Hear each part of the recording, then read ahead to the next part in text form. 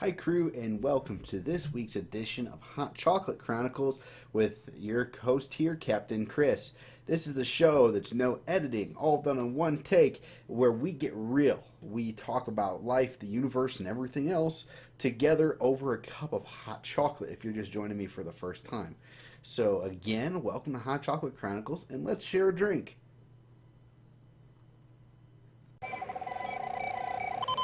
Locked on target. Oh man, that is good stuff. So, as I just teased in the gamer life yesterday, that went live yesterday, that I'm not filming this yesterday, obviously. We're going to be talking a little bit about my amiibo Pikachu here today. A little bit about what Pokemon means to me and what Pikachu really means to me as a gamer. But first, I really wanted to talk a little bit about some news as far as what everything else in my life goes. So, first, I'm going to start with the channel. So, over 1,000 views and 26 subscribers. That's so awesome. And even since like yesterday when I hit 1,000 views, I'm at 1,070 now. Like, that's ridiculous. So the channel's actually really taking off. I don't know if I'm going to hit my new goal of 100 subscribers, or no, 50 subscribers by 2,500 views. I don't know if I'm going to hit that. I'm kind of excited, though, because I'm starting to get money every day for the channel, which means I can buy games for the channel using the channel money, which is the real reason why I monetize. I'm not trying to get rich or anything, but I'm using all the money that comes from the channel to invest back in the channel. Some goals I have are to subscribe to Adobe Creative Cloud eventually, to stop using Power Director 13, which is a budget level, to say the least. Video editing program. As soon as I start making about $20 a month, I'm going to subscribe to there. But that's I'm not making anywhere near that right now. Let's put it that way. So Power Directors is doing the job. But there are goals for the channel that once I start getting viewership, that the channel's just not going. Money is not going into my pocket. It's going to make everything here a better experience. A lot of it's going to go into the cost that's associated with Locked on Target show. That's shooting a sci-fi epic in space that's also a review show also has its budget limitations. But that's just where it goes. And that's coming along nicely. I've been getting a lot of the assets together. I'm actually making all the sets and the ships and things in a game that I recently bought for a few members of the community as well, because I really liked the thoughts of the developers, which is StarMade. StarMade is like Minecraft in space, to put it lightly, but it allows you to really just go ahead and explore as well as build spaceships, and that's super cool. So I'm going to be building everything in that game because I got express permission from the developers, and actually the full game is free right now. You can download the alpha and you can play it for free. Literally, the devs are that cool, is they're giving all that they've worked on, which is pretty complete, tell you the truth, all that they've worked on up to this point as a free demo, quote unquote. It's a demo, but it's actually the full game.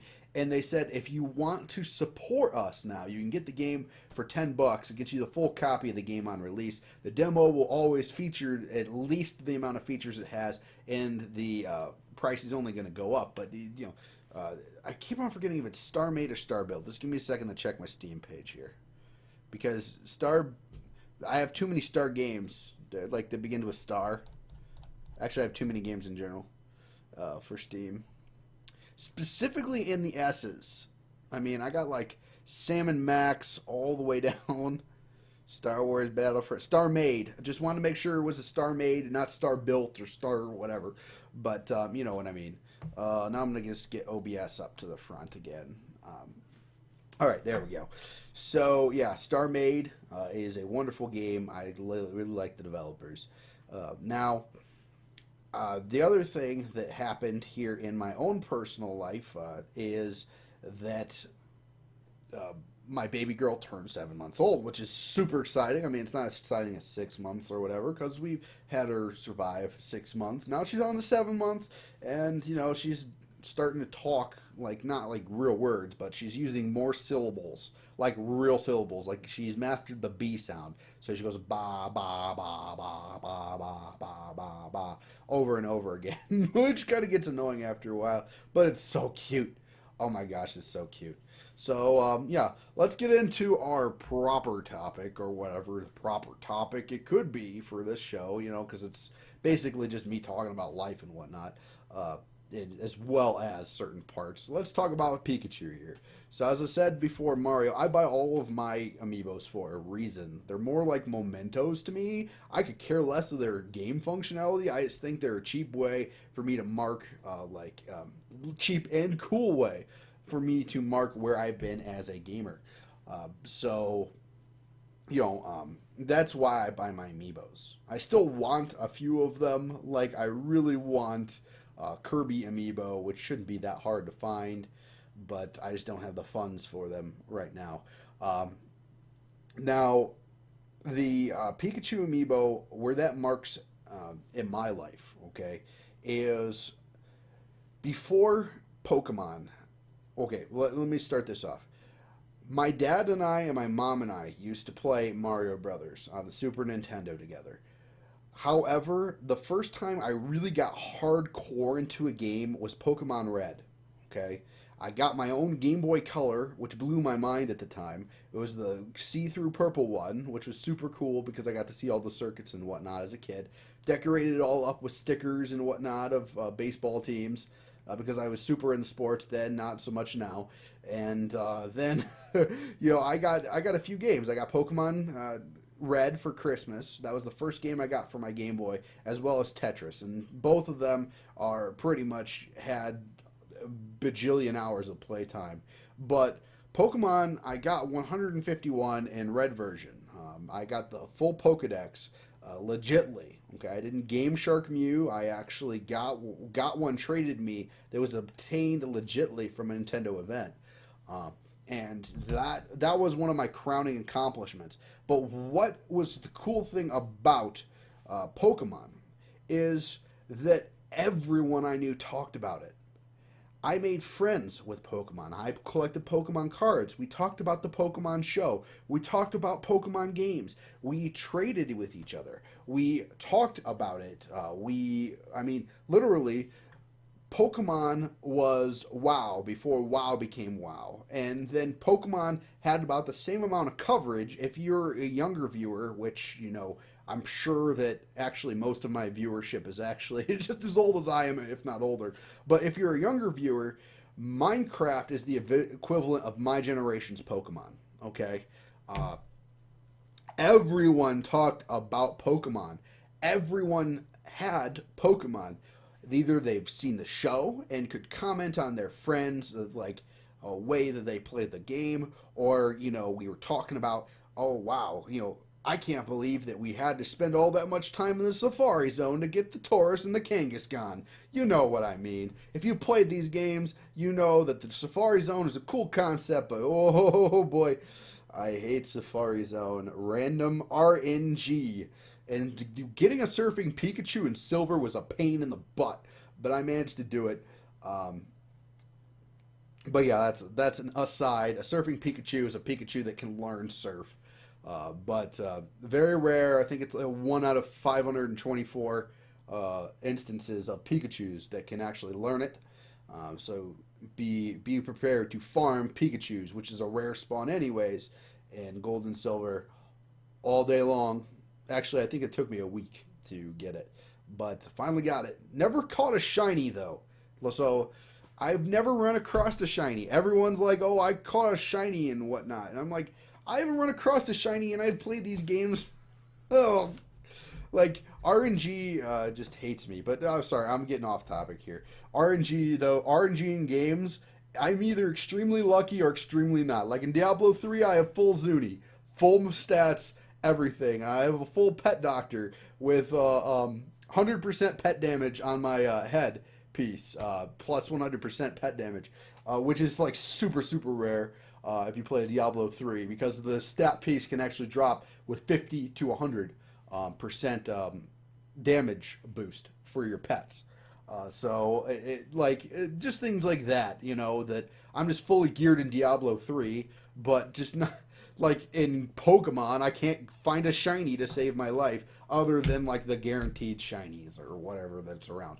But yeah, Pokemon to me, and what Pokemon marks as a gamer is this transcendence. That gaming transcends only my single player experience. It became what I could actually form a community around. So Pokemon to me represents community. Mario represented wonder and exploration. Pokemon represents to me community. Because still to this day, I can talk Pokemon with one of the kids in my youth group who is 9 years younger than me.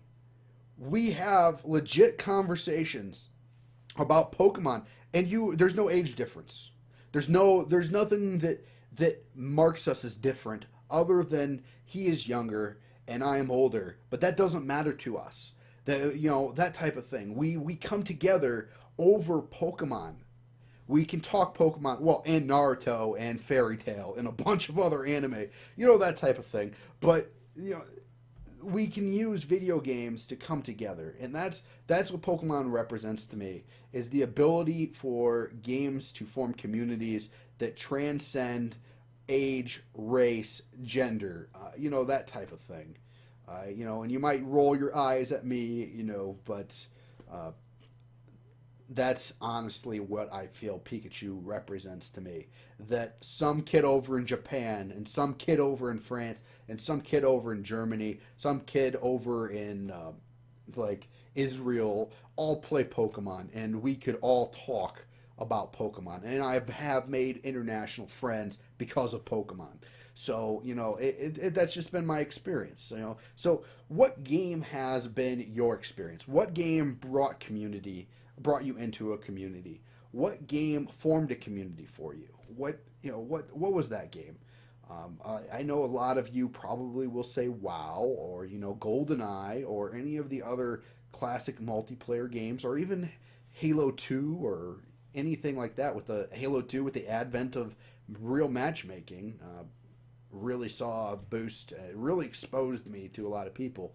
But PC gaming, before Xbox gaming, really was where I grew a real community, which is probably why I still play PC today. That's where I made my first gaming friends for real. The ones that I don't see every now and then, but I check up on every 1 or 2 years and see what's going on in their lives. So we're just a community here, and that's what I love about the gaming as a hobby as well as a passion. Is as much as games are driving people apart today with all the political stuff and whatnot, I remember there was a time, and there still is a time with most gamers, where we can just come together and celebrate our own passions and our own games, and come together and have common ground. That's what's cool about gaming to me, and that's what Pikachu represents. So again, thank you for watching this video, and of course, until we meet again, stay on target. And just as a bonus, before we leave here, let's have another cup of hot chocolate, because after all, we are a community. Thank you guys, and again, stay on target.